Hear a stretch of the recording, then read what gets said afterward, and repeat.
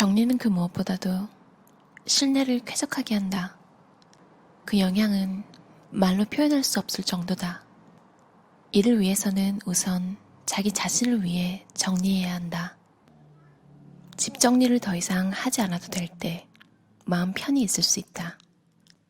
집 정리는 머릿속과 인생을 깨끗이 정리하는 것과 같다.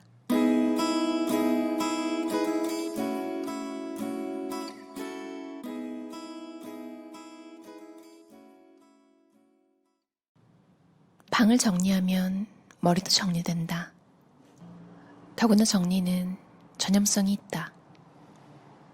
완벽히 정리되어 있는 서랍을 열면 다른 서랍도 이렇게 정리해 역시 똑같은 뿌듯함을 느끼고 싶다는 생각이 든다. 필요한 것을 즉각 찾을 때 느끼는 즐거움은 매우 기쁘다. 특히 수년 동안 어질러진 환경에서 살았던 사람들에게는 이러한 즐거움이 너무나 크기 때문에 오히려 원래 정리를 잘하던 사람들보다 다시는 예전으로 돌아가고 싶지 않다는 생각이 더 깊게 뿌리박히게 된다. 물건에게 안성맞춤인 자리를 찾았으나 제자리에 갖다 놓는 일이 가끔이라면 아직 정리라는 습관이 완전히 무의식적으로 굳어진 것은 아니다. 정리하는 사람은 실제로 물건을 다 사용하고 곧바로 제자리에 갖다 놓는다. 습관이 들고 무엇을 어디에 어떻게 정리해야 할지를 정확히 알면 행동이 쉬워진다. 머리도 더 이상 피곤하지 않고 몸이 해야 할 일을 예상하고 결정하면 된다. 삶이 더 간편해진다. 저녁에 가방을 놓을 정해진 장소가 있는가?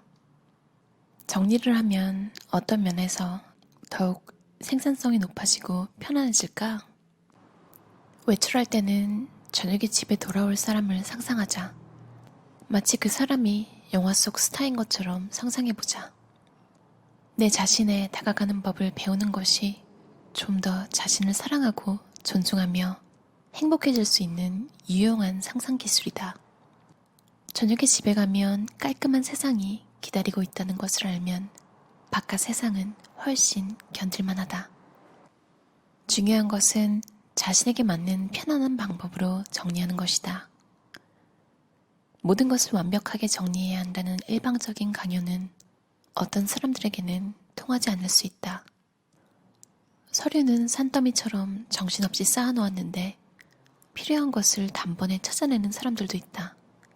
분명히 보기에는 난장판인데 본인에게는 나름의 정리 논리가 있는 것이다.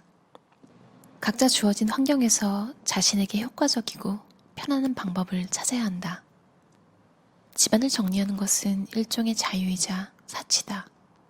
물질이 인생에서 가장 중요하다고 할 수는 없지만 좋든 싫든 우리는 물질 세계에 의존한다. 안락함, 균형, 건강도 물질 세계의 영향을 받는다. 불안한 세상에서 적어도 스스로 통제할 수 있는 것은 통제할 수 있는 힘을 가져야 한다.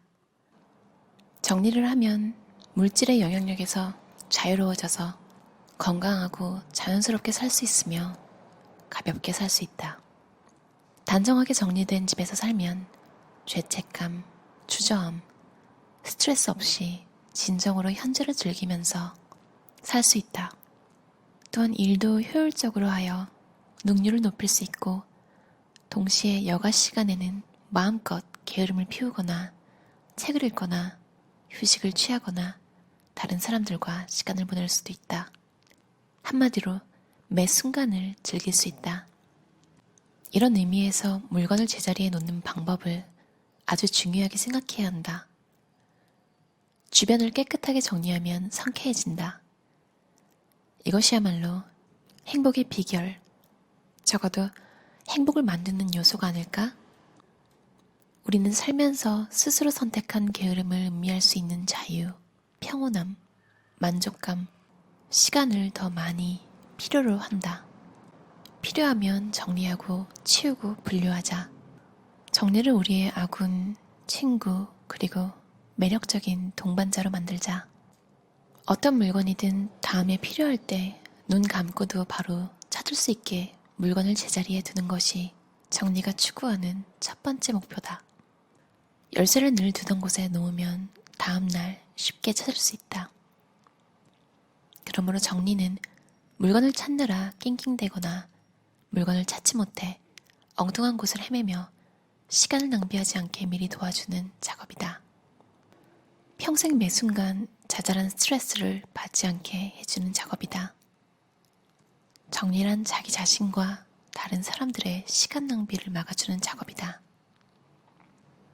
정리는 물건을 늘 제자리에 놓아서 필요할 때 다시 찾기 위한 작업이다. 아무리 기억력이 좋아도 시간이 지나면 녹슬 수 있다. 정리란 시간을 아끼고 피곤하게 살지 않기 위해 불필요한 움직임을 줄이는 작업이다. 여러 가지 원칙을 잘 관찰하면 얻을 수 있는 지혜가 정리다. 물건을 분류할 때 중요한 원칙이 있다면 다음과 같다. 얼마나 사용하는가, 눈에 잘 띄는가, 해당 물건이 사용될 장소와 가까이 있는가, 정리 공간을 어떻게 정할 것인가. 매일 많은 사람들이 투덜거린다. 그런데 정작 사람들은 피곤하고 정신없는 이유 중 하나가 어질러진 공간 때문이라는 사실을 깨닫지 못한다. 정리되지 못한 공간은 사람들에게 하루 종일 수십 번 무의식적이지만 유해한 메시지를 보낸다. 넌 정리를 할 시간도 에너지도 없어. 너무 바쁘고 정신없잖아. 지칠 대로 지쳤고 마음과 몸이 따로 놀지. 그런데 이 메시지의 내용과 달리 정리는 처음만 에너지와 노력이 필요하지. 이 과정만 지나면 가볍고 태평하게 살 수 있으며 마침내 게으름을 즐기는 경지까지 이룰 수 있다. 여기서 말하는 게으름은 양심의 가책을 느끼게 되는 게으름이 아니라 오히려 그 반대로 재충전을 할 수 있는 고차원적인 게으름이다. 정리를 하지 않고 살면서 늘 뭔가를 찾느라 정신없다면 그때마다 길을 잃게 된다. 나아가 시간도 잃고 돈도 잃을 수 있다. 이미 갖고 있는데 찾지를 못해 똑같은 것을 재구입하거나 고지서를 잃어버려 제때 지불을 하지 못해 체납금을 내거나 냉장고가 꽉 차서 깊숙이 보관된 음식은 꺼내기 힘들다 보니 음식이 상해서 결국 버리는 행위 등 정리가 정말로 중요한 이유다. 모든 것이 제자리에 있고 집안이 일하는 공간, 휴식 공간, 요리하는 공간, 취미 공간으로 잘 나뉘어져 있을 때 균형 잡힌 삶을 사는 기분이 든다. 더 이상 한꺼번에 여러 일을 하지 않으니 시간적으로 여유가 생긴다. 한 번에 하나씩 해야 한다.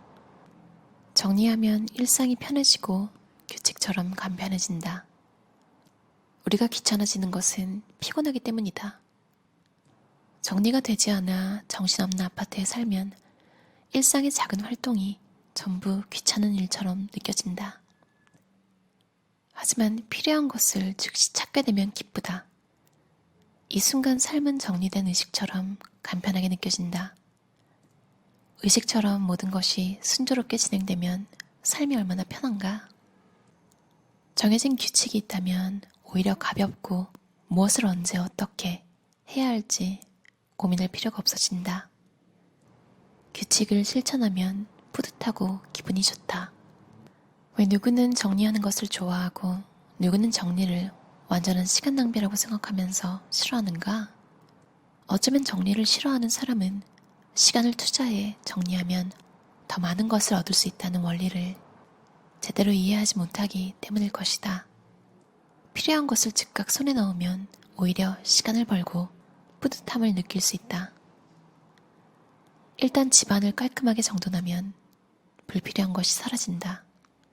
물건이 제자리에 있으면 집이 얼마나 평화롭고 활기차고 여유가 있는 공간이 되는지 경험하게 되면 정리의 즐거움에 빠지게 된다.